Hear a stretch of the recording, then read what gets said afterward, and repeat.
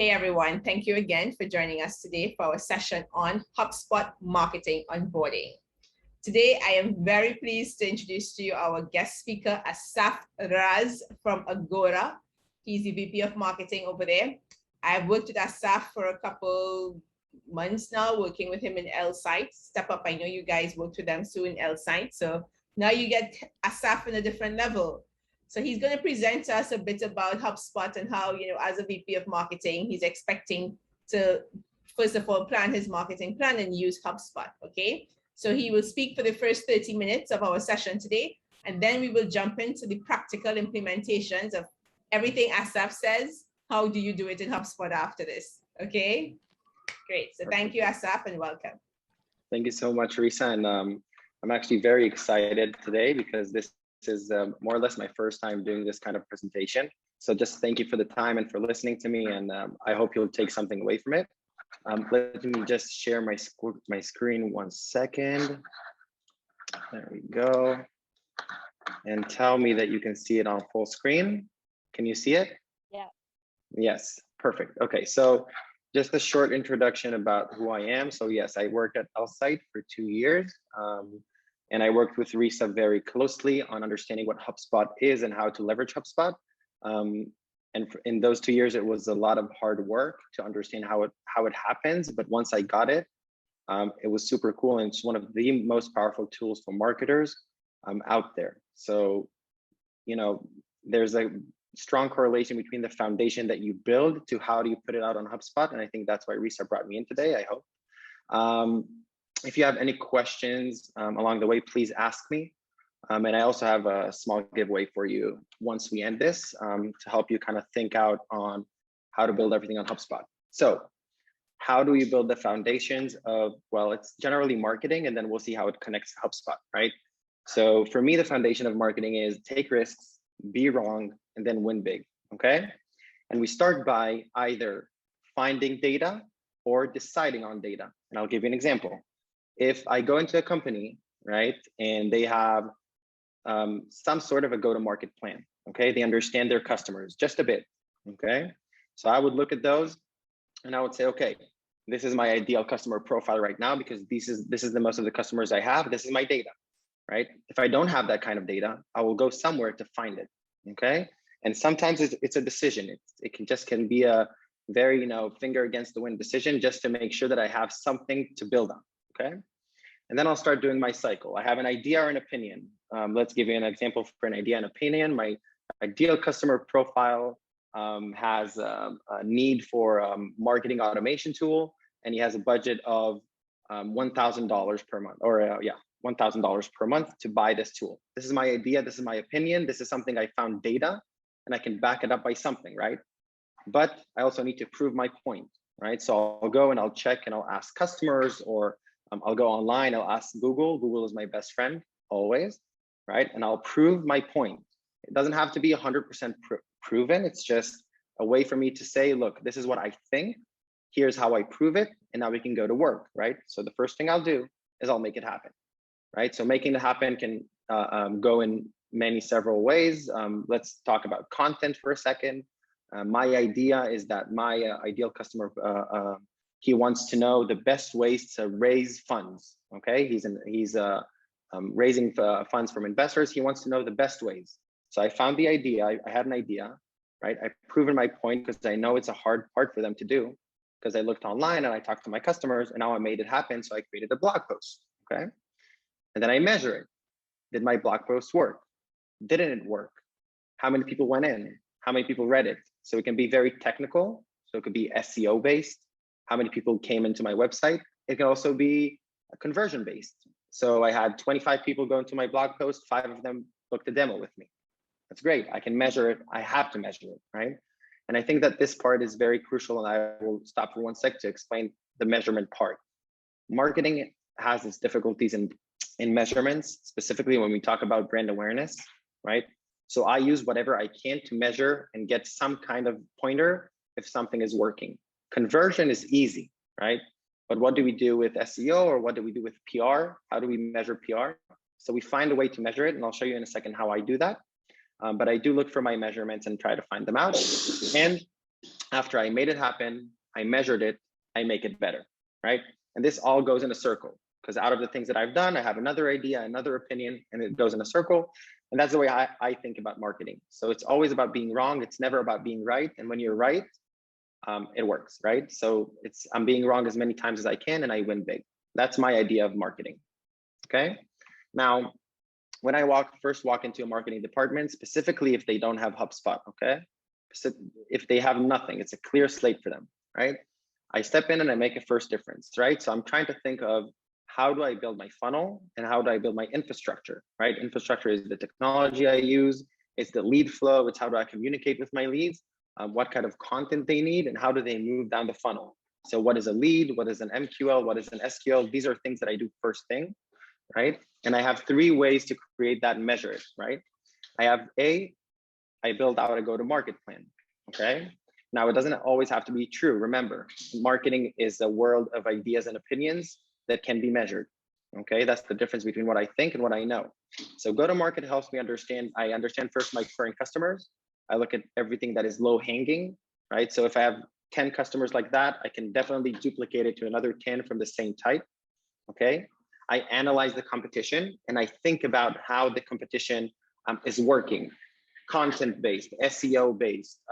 I do research on how do they convert leads, what kind of emails they send, how fast do they get back to you when you reach out, okay? So I look at all the spectrum and all those ideas about the competition.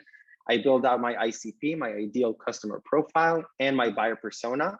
I did put the word engagement here because in go-to-market, I don't like building in-depth personas.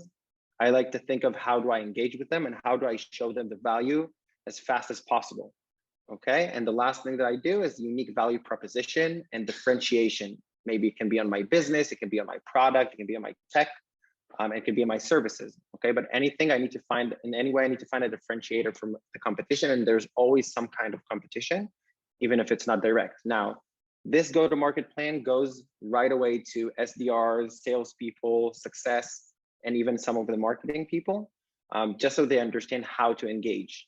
And that's crucial, right? Because a lot of the times what we see, specifically in small startups, is spray and pray. So we don't do spray and pray, we focus, okay? And that's obviously all connected to each other, right? If I have a go-to-market, I understand my personas, I can build buyer personas, I can build all my automations and workflows, which I'll show you in a second. Now, the second part that I do is I build the brand strategy. A brand strategy is it's a very broad term of what is my brand, okay? What is my brand? What it is as maybe a person, right? What kind of characteristics it has? How does it talk? How does it sound? Where is it positioned in the market, right? So what is bad? What is good? How do we help? How do we change the world? I build out the vision and the mission, and I think about the 4 W's and 1 H. So I always think about why us, how do we do it, what do we do, when is it good for you, and how do we make it happen? Sorry, I did double how, but it's the why, how, what, when, and where. Sorry for that. So the second how will be where, right? So where do I get my information? Why are we making a difference? What are we doing and when do we make that difference? Okay. So this is the hardest part to do, just because it involves so much exploration, talking to customers, understanding what works and what doesn't.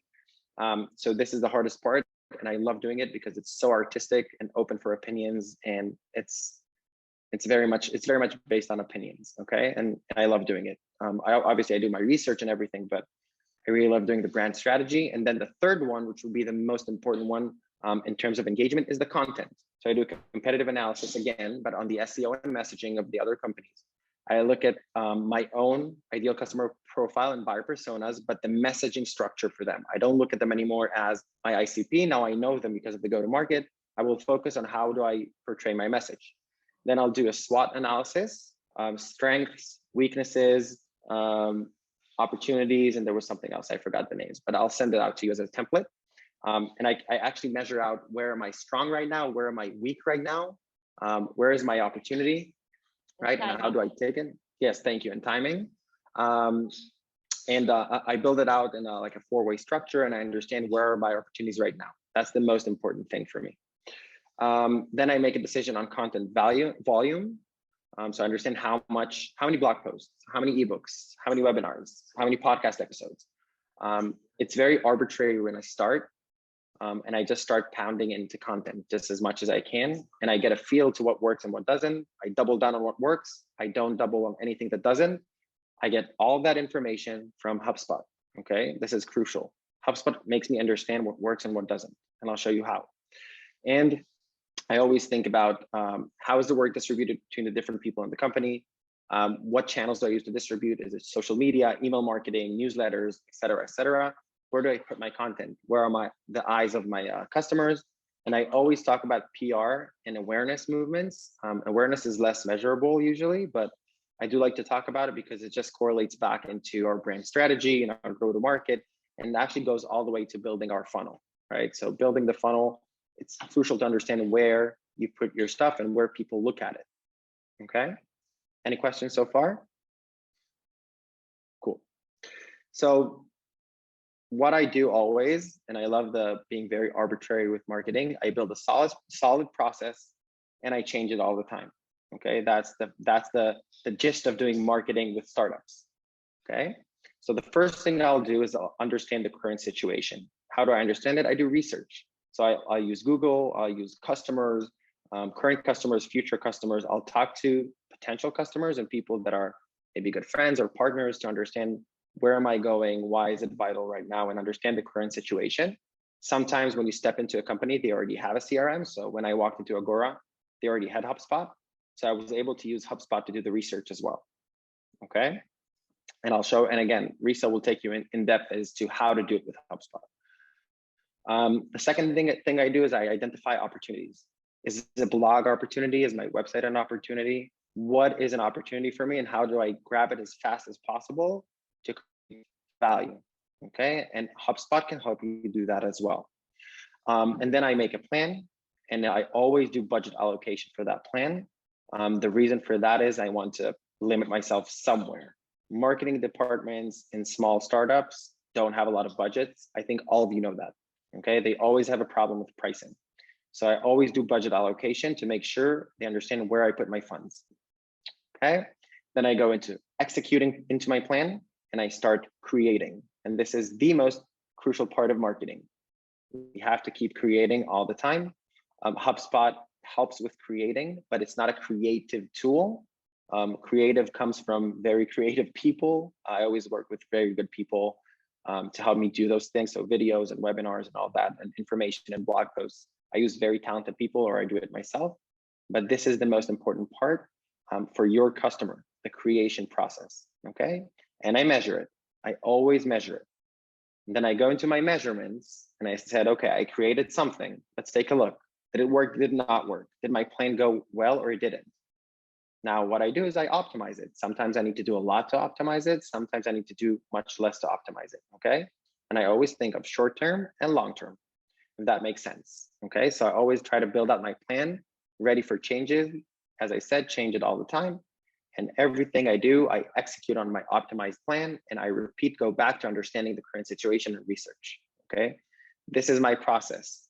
It happens on an hourly, daily, weekly, monthly, yearly basis. It happens all the time, right? So this is the way I think about it. Some people add more steps on the way, but I always think about lean, fast, and just don't think too much, right? Just go and execute. So there are a lot of execution points here. Now, when I establish my process, right, I look at challenging everything and thinking differently. And how do I do that, right?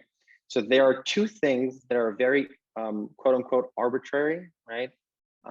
That are only dependent on the internal marketing department, or if some of the agencies here take on building content, right? So they understand the part of building content, right? We create more content based on what we've learned and what we know from our audience, and we literally ask them what they want, right? And we build out our messaging for that. We build our brand voice and character. We spread the word out in a different way. We talked about differentiation. And this is where we take risks, right? We challenge the status quo. We do things differently. We come up with crazy topics to cover in ebooks and blog posts, but make it different, right? Make it think out of the box in terms of the market that you're in, right? And these two things are not dependent on HubSpot. They're not dependent on, well, anyone. This is a pure marketing work, okay? And it's a lot of creative and thinking. Some of the things don't need to be that way, right?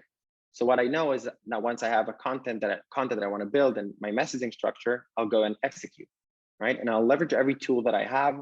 I'll get rid of whatever makes my life harder, and I go and I execute, create a blog post, create a webinar, create whatever I do, nurturing emails, et cetera, and I'll go and I'll look after my execution at my tech stack, my marketing tech stack, okay?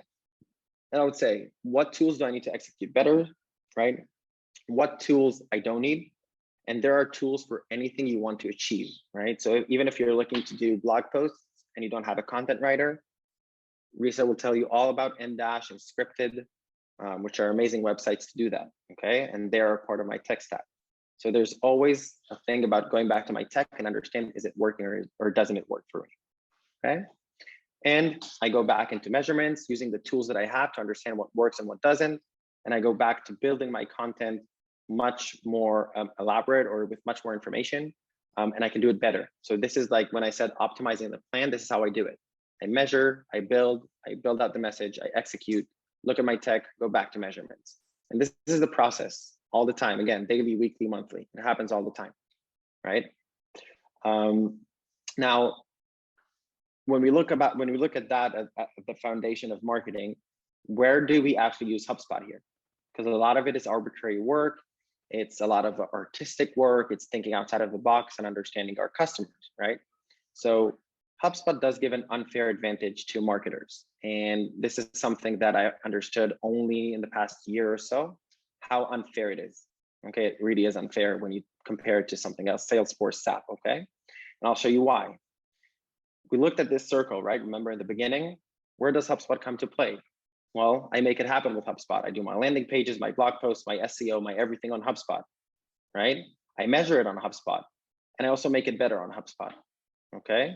So HubSpot has a very, very strong, it's very established within my process of the execution part of things, understanding them and improving on them, okay?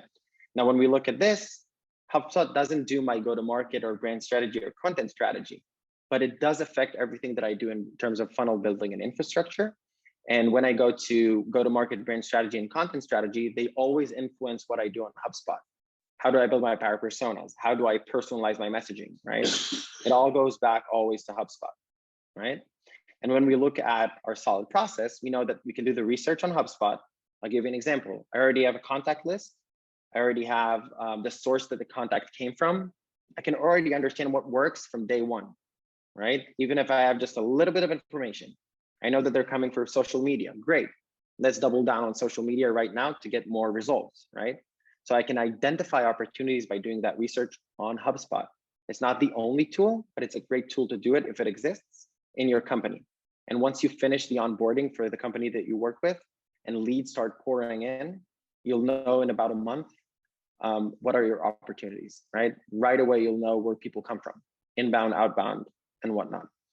Execution is always a good thing to do with HubSpot. So the execution part we do with HubSpot. I will say that some of the budget allocation does go into HubSpot when I measure more complicated things like customer acquisition cost, lifetime value, and things like that. I do use HubSpot for that sometimes too, to make those measurements. But just it's at the beginning of onboarding, it's complicated to do it, but you can get there, right? I also do the creation process in HubSpot.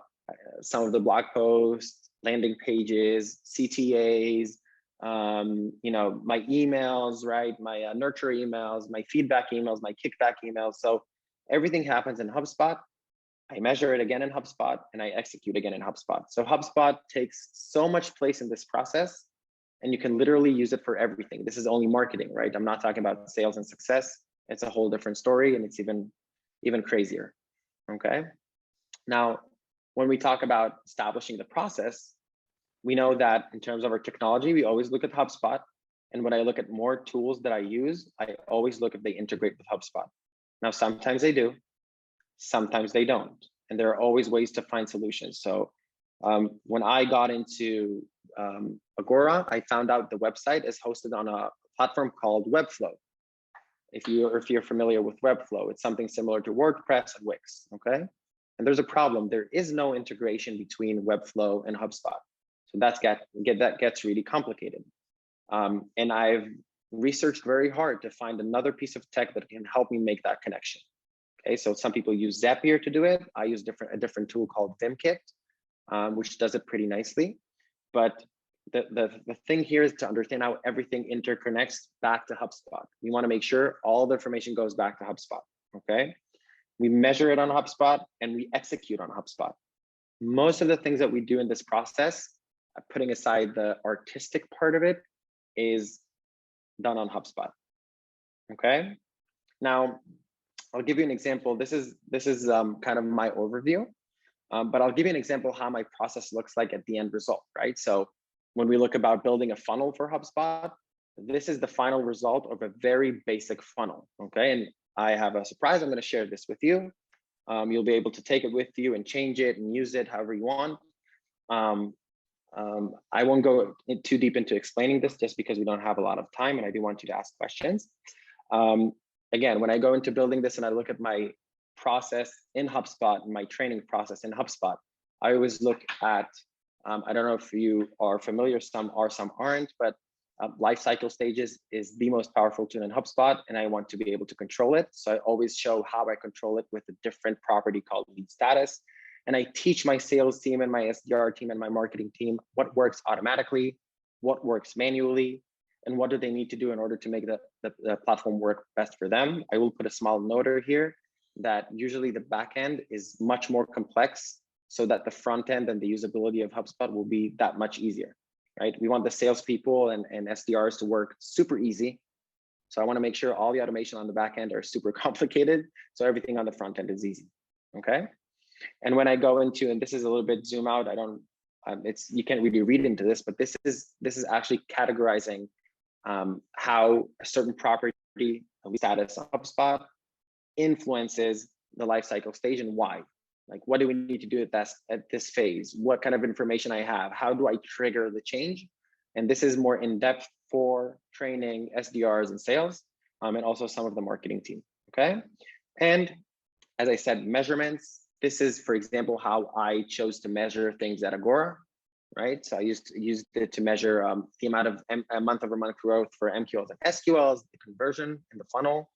Again, to measure conversion in the funnel in HubSpot, you need to make sure your automation works properly and you don't miss any lifecycle stage. Brand awareness metrics, which I can also get from HubSpot. Customer engagements, if they download content or clicked on a meeting link or put a form submission on a demo request or a chatbot. That is also something I measure in HubSpot. Marketing spend per customer and lifetime value are definitely something I can measure in HubSpot. And that's the financial part I talked about of putting the budget inside HubSpot. And I also have customer acquisition cost, which is pretty basic in terms of measurement tools. LVR, which I like, and HubSpot makes it really easy to calculate it. It's the lead velocity rate. So how fast do we convert the leads?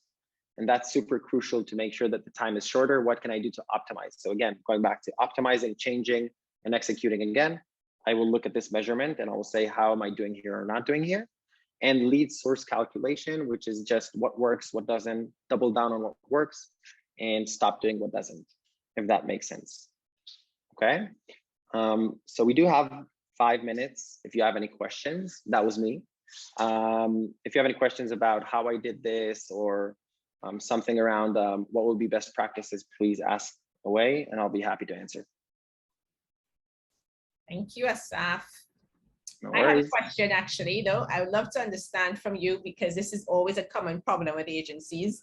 Like, what do you think are the top 3 metrics your CEOs always ask you for? Well, CEOs have a tendency to sometimes not understand how these things work. And if they don't see ROI in the first day, they're like, why isn't this working? So the one thing that CEOs like to see is growth measurements. So what I give them usually is month-over-month growth on MQLs, month-over-month growth on SQLs, and what channel works best for me in conversions. That's it. Those are the three things they're always interested in, and they never and they never understand how it 100% works. So these are the three measurements that I give them, that they look and they say, oh, wow, okay, we grew this month. How great, this works, okay? So these are the things that I measure for CEOs. Yeah. I have a question. Yes, please. How do you convince sales to be active within HubSpot and to adopt the system actively? Well, what I do, it's funny because it's always the hardest part, and they never work according to the training. They do whatever they want, and it always goes back to not working. So my way to do it is pretty unconventional. I create suppression lists for everything they do wrong, and I send it out in a group every week. Okay, so everything done wrong, I will always put it out together, create examples, and send it out there. Sometimes with the name of the person, sometimes without, depends on how sensitive they are. But I will just grab examples, about 10, and say, hey guys, look, this is really, really making everything hard for everybody. Let's try to accelerate on what we're doing by fixing 1, 2, 3. It usually takes about 6 months to get a sales team onboarded correctly and working really well. I hope I'll be able to do it here in about 3. But it's always very hard. I completely understand the question. You need to show them that the value, like the end part of this is, what's the value? A customer that worked well, or a lead that you worked well with, took 2 months to close. The one that you didn't took 3. It's very, like, it influences everything. How important is the cost per lead at each part of the juncture for, you know, I guess at the VP level? Are they kind of hounding you about that all the time? No. So they usually ask me on a general cost, right? So they care about revenue and customers, okay? So when they go back into how many customers do I have? Well, we have 10. How much did it cost us, right? So if it's a company that it's based on software, usually it's faster, so we can wait until a customer comes in. The else side, the other company I was in, the cycle of sale was about 9 months, maybe sometimes even a year. So I used to cut it down to how much an MQL cost me, how much an SQL cost me, and how much an opportunity would cost me. Okay, if that makes sense. I cut it down when the sales cycle is long. I leave it short when it's usually software. Thank you. No worries. Good. Any more questions? We have time for one more. Okay, Asaf, look at you. Thank you so very much. Thank you for the time and for listening to me.